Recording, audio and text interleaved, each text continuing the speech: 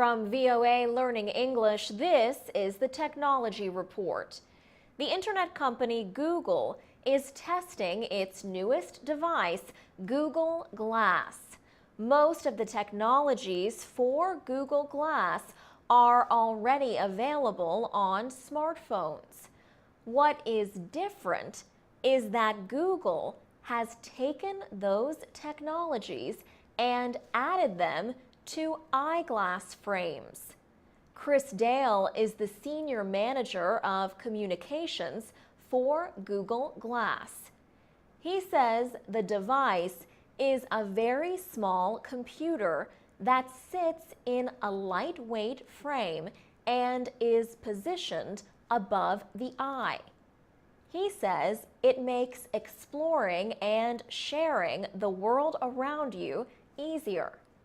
The glasses have a tiny video screen and camera that connect wirelessly to the internet through Wi-Fi, a smartphone, or a tablet computer. You can make and receive calls, send and receive texts, take pictures, record video, or search the web. You control Google Glass using your voice and a touchpad on the right temple arm of the frame. Professor Marcia Dawkins is among a group of people who have tested Google Glass. She thinks she could use the device in her classroom. Her Google Glass looks like a pair of bright orange glasses, but without the lenses. There is a tiny rectangular glass at the top right corner. She has been recording videos while biking. She has also been able to talk to her sister in Thailand. But not everyone is excited about Google Glass. Some are concerned about risks to privacy. They say the device will make it easy to video people without their knowledge. There are also concerns about the use of facial recognition technology. Google says it will not approve the use of such applications. The company says it is still testing Google Glass and hopes to make it available by early next year. For VOA Learning English, I'm Alex Villarreal.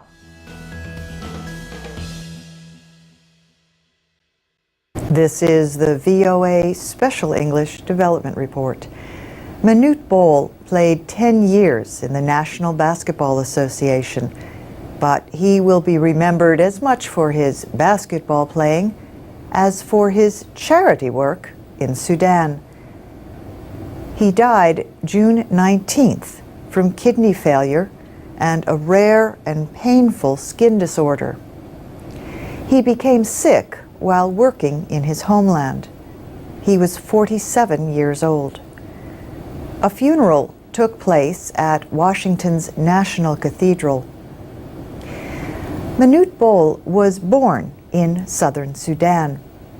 He stood 231 centimeters tall. This is tall even for a Dinka, some of Africa's tallest people.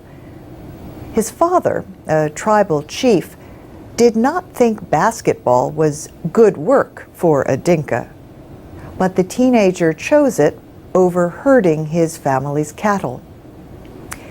He did not have much luck, though, the first time he went up to dunk the ball. As he once told the Washington Post, "When I came down, I hurt my teeth in the net." In the NBA, Manute Bol averaged fewer than 3 points a game on offense. But on defense, he became one of the most feared shot blockers in the league. Former player Rory Sparrow says Bol was not afraid of anyone, not even Michael Jordan. Sparrow says Bol once said, Why should I be afraid of Michael Jordan? I kill lion. He come in, I block his shot. Manute Bol finished his career as the 14th best shot blocker in NBA history. He enjoyed his fame, but he never forgot his people. Years of civil war left southern Sudan in ruins. He estimated that he lost 250 members of his extended family. He helped raise money for refugees. Reports say he donated nearly all of the estimated $6 million he made playing basketball. Before his death, he was working with the Sudan Sunrise Group to help bring the country together. His goal was to build 41 schools. Manute Bol took his Christian faith seriously. God guided me to America and gave me a good job, but he also gave me a heart so I would look back, he said in Sports Illustrated magazine in 2004. That year, Manute Bol broke his neck in a car accident. He was thrown from a taxi.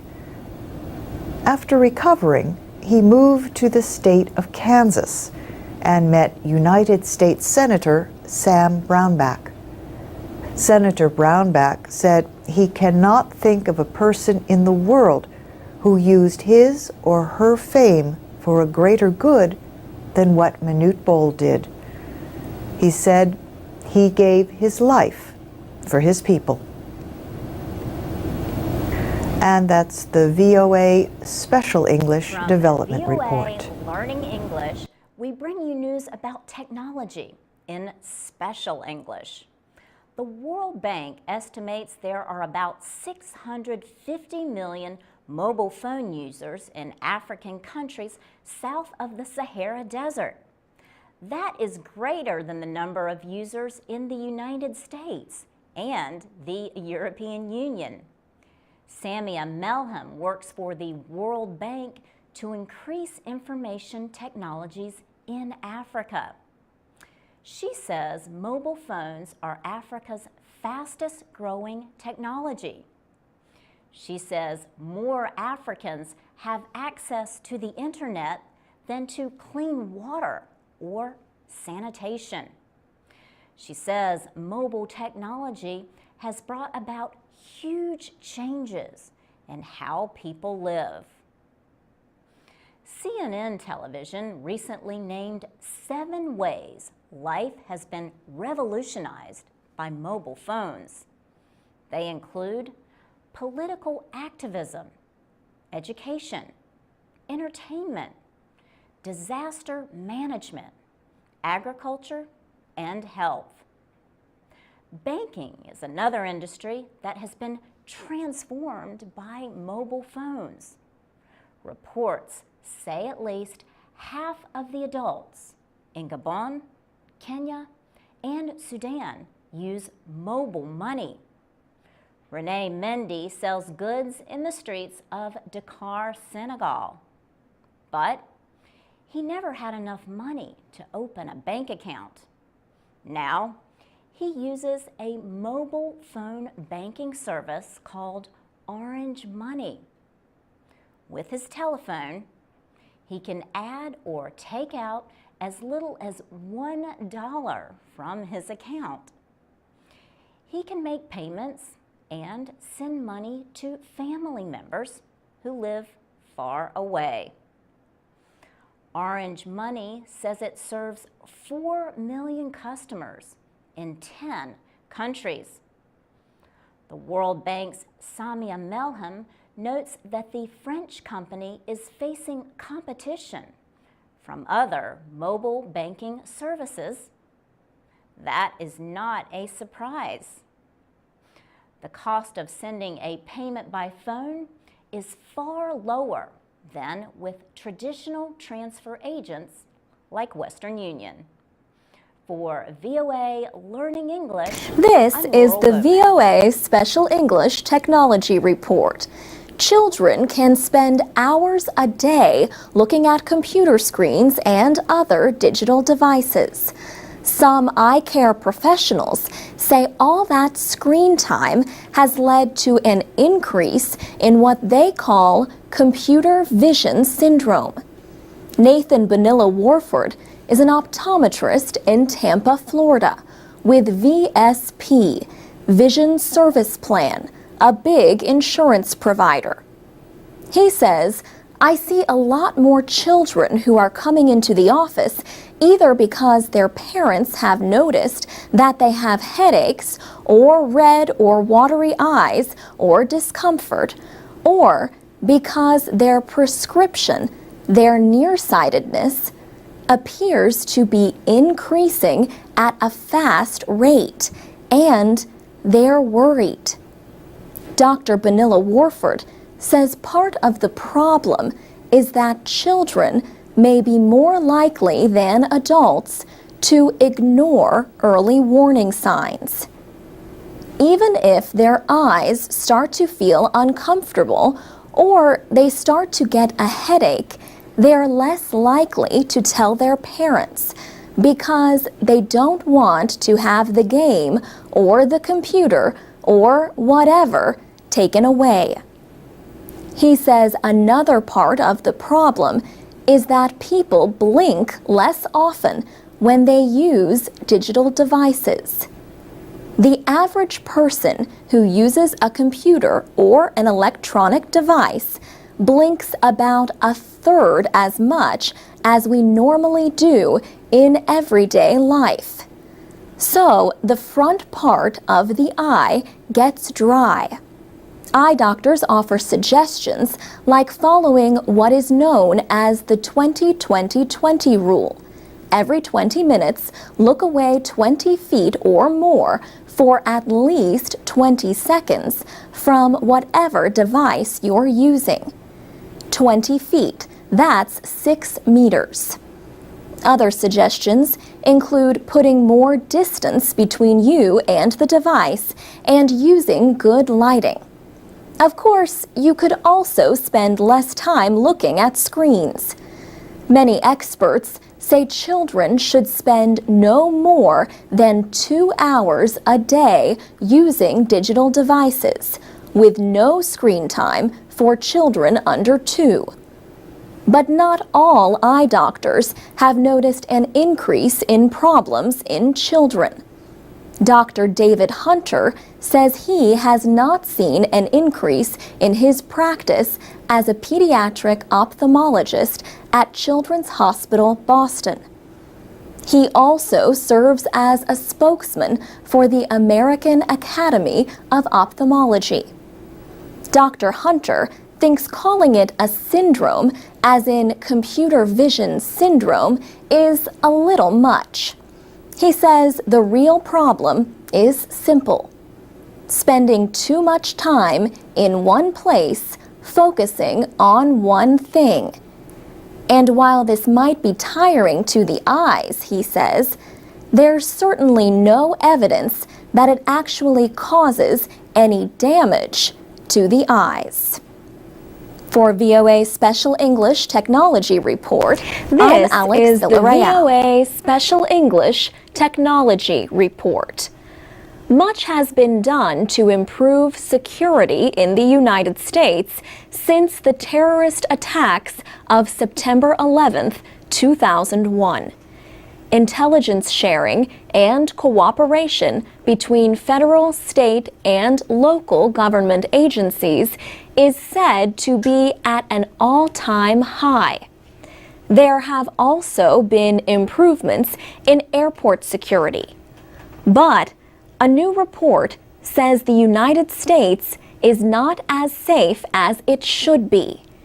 It says America is not yet prepared for a truly catastrophic disaster. The report is from the National Security Preparedness Group at the Bipartisan Policy Center.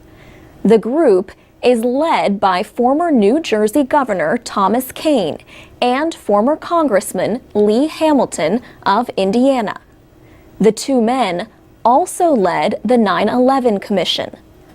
Congress established the commission to investigate the hijacking attacks and to make proposals for guarding against future attacks. The new report noted that 9 of the reforms proposed by the commission have either been carried out ineffectively or completely ignored. For example, the 9/11 Commission found that communication problems were a major issue during the attacks 10 years ago. Police, firefighters, and medical crews had trouble talking to each other because they were using different radio frequencies. Officials said this lack of communication led to needless loss of life. The commission said the government should identify radio frequencies that would be used only for emergency communications. However, this has yet to be done. Secretary of State Hillary Clinton commented on the report. She said radio frequencies for first responders was an issue she had worked on in the Senate and is long overdue for completion. On another issue, border security, she said, "We have emphasized innovation. For example, we are now using sophisticated new biometric screening tools to improve border security and the visa process." The report praised the deployment of U.S. Visit, a biometric entry system in the United States. The U.S. Visit system uses digital fingerprints and photographic images to identify people entering the United States. The report notes that a similar system for those leaving the country has yet to be established. It says such a system could have helped officials find 2 of the hijackers involved in the 9/11 attacks. For VOA Special English, I'm Alex Villarreal. To read and listen to more stories and to learn English, go to voaspecialenglish.com. This is the VOA Special English Development Report. The earliest process of making paper was done almost 5,000 years ago in Egypt and the Nile Valley. In those days, paper was made from strips of the papyrus plant. Modern paper making began in China about 2,000 years ago. This process produced paper from cloth, straw, wood, or the bark of trees. The raw materials are struck over and over until they become loose. Then they are mixed with water. After the water has been removed, the flat, thin form remaining is permitted to dry. This becomes a sheet of paper. Large machines started to be used for making paper near the end of the 16th century. Today, paper making is a big business. But it is still possible to make paper by hand, since the steps are the same as using big machines. You should choose paper with small amounts of printing. Old envelopes are good for this reason. Colored paper can also be used, as well as small amounts of newspaper. Small pieces of rags or cloth can be added. These should be cut into pieces about 5 centimeters by 5 centimeters. Everything is placed in a container, covered with water, and brought to a boil. It is mixed for about 2 hours with some common chemicals and then allowed to cool. Then it is left until most of the water dries up. The substance left called pulp, can be stored until you are ready to make paper. When you are ready, the pulp is mixed with water again. Then the pulp is poured into a mold. The mold is made of small squares of wire that hold the shape and thickness of the paper. To help dry the paper, the mold lets the water flow through the small wire squares. After several more drying steps, the paper is carefully lifted back from the mold. It is now strong enough to be touched. The paper is smoothed and pressed to remove trapped air. You can use a common electric iron used for pressing clothes. There are many other technologies for people making paper using small machines. More information about making homemade paper can be found on the internet. You can also order information on paper making through the website enterpriseworks.org. For VOA Special English, I'm Carolyn Persutti. Transcripts, MP3s, and podcasts of our reports are at voaspecialenglish.com.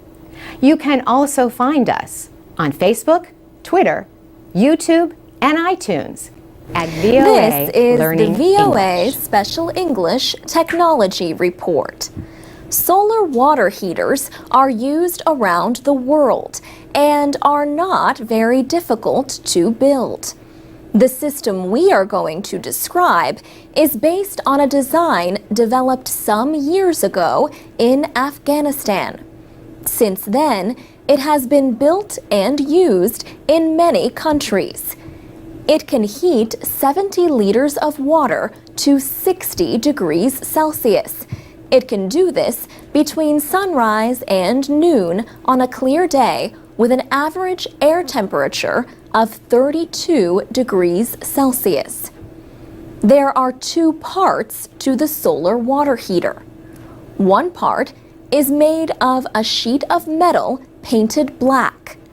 Black surfaces become hotter in the sun than surfaces painted any other color. This black metal plate is called a collector. The collector is placed in contact with the water. There are several kinds of metal sheets that can be used for the collector. Corrugated metal will work very well. Corrugated sheets are often used as roofs on housing. Once the water is heated, it is kept hot with insulation material. This allows the water to stay warm for a long time. The second part of the solar water heater holds the water for the system.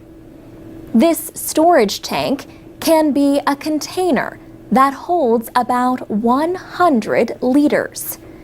Two rubber pipes are attached to the water storage tank. One pipe lets water flow into the system. The other lets water flow out.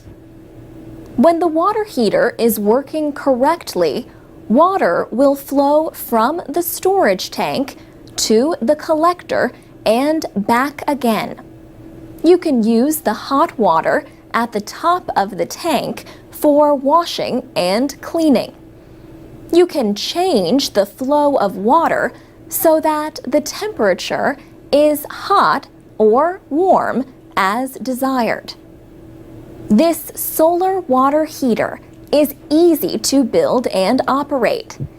It will last about 2 years before the rubber pipes need to be replaced.